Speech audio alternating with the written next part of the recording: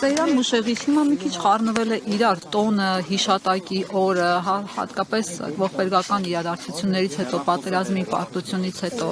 այդ տոնական տրամադրությունը այսօրվա պահպանվել է, ունե ձեր մոտ դուք ինչ տպավորություններ ունեք։ Նախ քանի որ գտնվում ենք Եռաբլուրում, մեր խոնարհումն ենք արտահայտում հայ ժողովրդի նորագույն պատմություն կերտող մեր բոլոր անձավակներին, ովքեր իրենց կյանքն են տվել, ովքեր որ մեծ ավանդ ունեն հայկական բանակի կերտման գործում եւ ես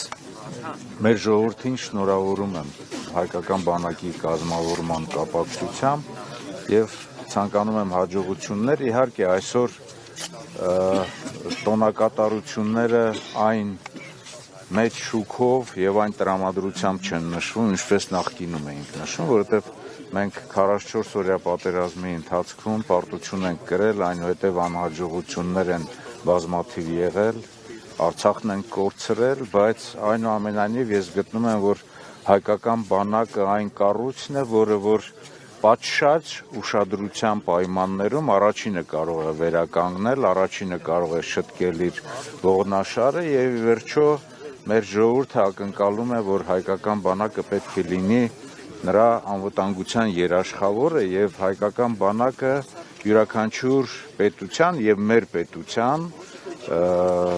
հզորության, ռազմական հզորության առանցքն է եւ ես եւս մեկ անգամ ուզում եմ մեր խոնարհումը արտահայտել մեր բոլոր այն զավակներին սպարապետի գլխավորության, որովհետեւ Եռաբլուրում են գտնվում, այսօրը յուրովի նաեւ հաշվետվությունը մեր բոլոր այն մարտական ընկերներին, որոնք որ բոլոր ժամանակների, բոլոր պատերազմների, բոլոր այսպես բախումների արդյունքում են իրենց կյանքը տվել մեր հայրենիքին եւ յուրաքանչյուր օր, յուրաքանչյուր տոնակատարություն է մեր համար պարտք գալ եւ մեր հարգանքի տուրքը մատուցել մեր բոլոր զավակներին։ Նիկոլ Փաշինյանի այսօրվա ուղերձը կարդացել եք, այնտեղ ասում են, որ զենքերը ձեռք բերվել բանակի կրճատումից է խոսացել, նաեւ ծրագրերից, որոնք իրականացում են եւ ասում է, որ ըստ էության արվել է այնքան բան, ինչքան նախկինում չի արվել, նաեւ ասել է, թե ինչի օրինակ 2018-ին 19 զենք ձեռք չի բերվել, որովհետեւ չի կարծել, որ դրանք կծառայեն բացառապես Հայաստանի ինքնիշխանությանը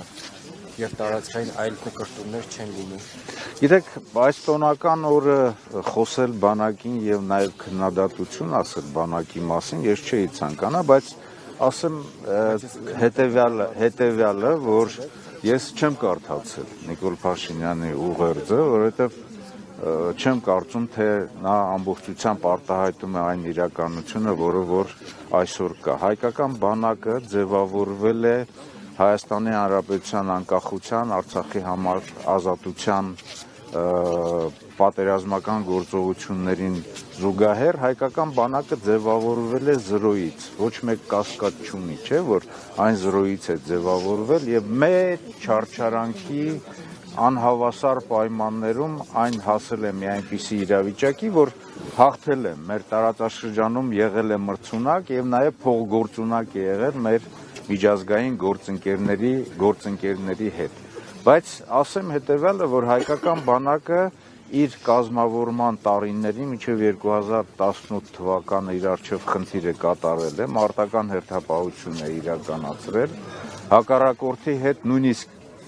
հարաբերական անհավասար պայմաններում ինքը իր արչև դրված խնդիրը իրականացրել է։ Այսօր եթե բանակում որոշակի ձեռքբերումներ կան, որոշակի փոփոխություններ են իրականացնում, ես այսպես ասեմ, էլի հասարակ բառերով, այդ էր պակաս, որ այս ողբերգություններից, այս անհաջողություններից հետո քայլեր չձեռնարկեին բանակի, ասենք, մարտունակությունը վերականգնելու ուղղությամբ, բայց ես գտնում եմ, որ այս 5 տարիները բաց թողնված ժամանակահատված են ավելի շատ կարող էին իրականացնել, սկսած նրանից, որ պետք է մշակվեր մեր ազգային անվտանգության ռազմավարությունը, սկսած նրանից, որ պետք է լուրջ նոր խնդիրներին համաձայն, իսկ մեր խնդիրները ավելացել են,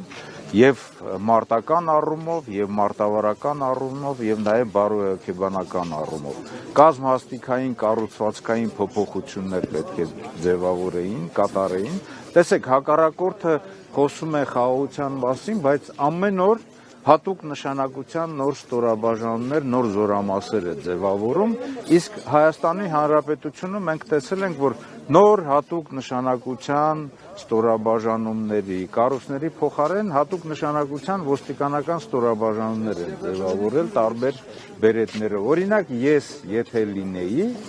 այդ բերետների փոխարեն 3 կամ 4 հատ հատուկ նշանակության զորամասեր կձևավորեի, որոնք որ հատուկ խնդիրներ պետք է իրականացնեին 44 օրյա նույնիսկ պատերազմից հետո